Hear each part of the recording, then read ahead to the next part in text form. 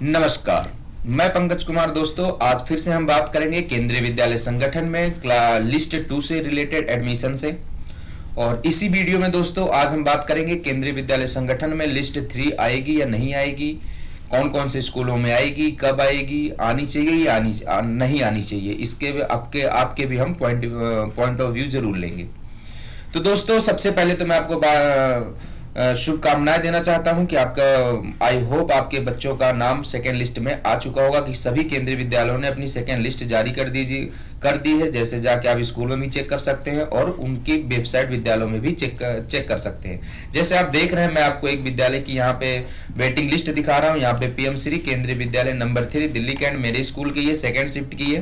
तो स्कूल ने जारी कर दी है और इसको अपने वेबसाइट में डाल दी है। तो सेकेंड लिस्ट में दोस्तों आपको पता ही, जैसे आरटी के सभी एडमिशन हो चुके होंगे सभी विद्यालयों में। आरटी की कोई वेटिंग लिस्ट नहीं आती, बहुत मुश्किल से आती है, क्योंकि एक सेक्शन में जो होते हैं वो 8 बच्चे होते हैं आरटी के। तो सभी स्कूल पहले ही लिस्ट है वो फुलफिल हो जाते हैं। अब दोस्तों जो लिस्ट बची है वो SC ST OBC NCL और जनरल की बची हुई है। तो अभी जो लिस्ट आई हुई है सभी केंद्रीय विद्यालयों में, आप देख रहे हैं provisional selection list of candidate under OBC NCL, इतने तो सिलेक्ट हो चुके हैं जो हो चुके हैं। तो OBC NCL की लिस्ट यहाँ पे दोस्तों आई हुई है। इसके बाद आप देखेंगे वेटिंग OBC NCL की भी लिस्ट आई हुई है यहाँ पे। और सिलेक्शन लिस्ट ऑफ कैंडिडेट जो सिलेक्ट हो चुके हैं वो अंडर SC सिलेक्ट हो चुके हैं। ये SC की लिस्ट है। सिलेक्शन लिस्ट प्रोविजनल ST की हो चुके हैं। और इनको ये जाके ये जितने भी सिलेक्टेड कैंडिडेट हैं, ये जाके इनकी डेट है दोस्तों, आपको 7 मई से पहले जाके स्कूल में एडमिशन ले लेना है, only on a working days में। इसका आपको विशेष ध्यान रखना है। अगर आप 7 से पहले नहीं जाते तो आपकी सीट को कैंसिल माना जाएगा और आपको एडमिशन पूरी तरह से आपका कैंसिल हो जाएगा। इसका आपको विशेष ध्यान रखना। और ये दोस्तों दूसरी लिस्ट है, waiting list of candidate OBC NCL की वेटिंग लिस्ट है। यहाँ पे आप देख रहे हैं इनको। तो ये सब अपनी लिस्ट चेक कर सकते हैं। इसका एक यहाँ पे नोट हर विद्यालय जारी करता है दोस्तों। सपोज दैट अगर आपने लिस्ट अपने बच्चे का नाम नहीं चेक किया, स्कूल भी चेक नहीं किए और आप कहीं बाहर हैं घर से, तो उसमें परेशान होने की आपको जरूरत नहीं है। आपको स्कूल की तरफ से कॉल भी किया जाएगा। और एक जो नोट है महत्वपूर्ण है, प्रतीक्षा सूची के उम्मीदवारों की उम्मीदवारी पर प्रतीक्षा क्रम संख्या के अनुसार विचार किया जा सकता है, केवल तभी जब मेरिट सूची के उम्मीदवारों के न आने के कारण रिक्ति मौजूद हो।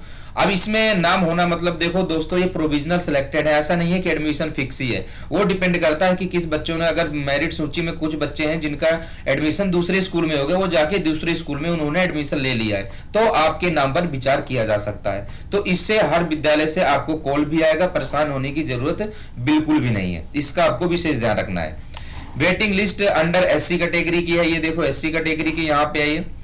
और आप देखोगे तो लास्ट जो है दोस्तों ये ST कैटेगरी की है।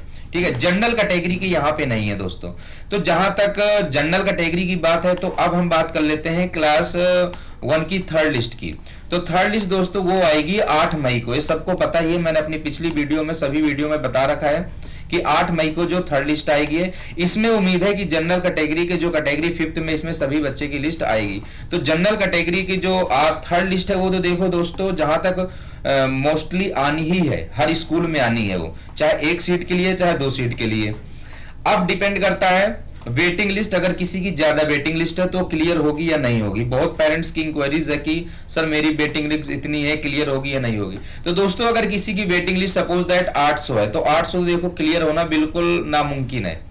ठीक है, आप ये मान लो। और दूसरी बात डिपेंड करता है स्कूल के इस सेक्शन में। अगर कोई 2 सेक्शन स्कूल है, 2 सेक्शन स्कूल में आप ये मान लो 30 तक वेटिंग क्लियर हो जाए तो बहुत बड़ी बात है। मोस्टली 20 तक तो हो ही जाती है, लेकिन 30 तक हो जाए तो बहुत बड़ी बात है। अगर वो 4 सेक्शन स्कूल है, ABCD या 5 सेक्शन है, तो वहां पे हाँ उम्मीद हम लगा सकते हैं कि 60 वेटिंग तक क्लियर हो जाना चाहिए। तो जिनकी 100 से ऊपर वेटिंग है दोस्तों, तो वहां पे तो उम्मीद तो बहुत कम ही दिखती है। फिर भी देखो स्कूल पे वो डिपेंड करता है। तो इस तरह की ये अपडेट सी दोस्तों एडमिशन से related.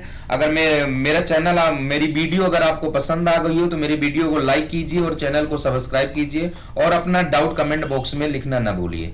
Thank you, have a nice day.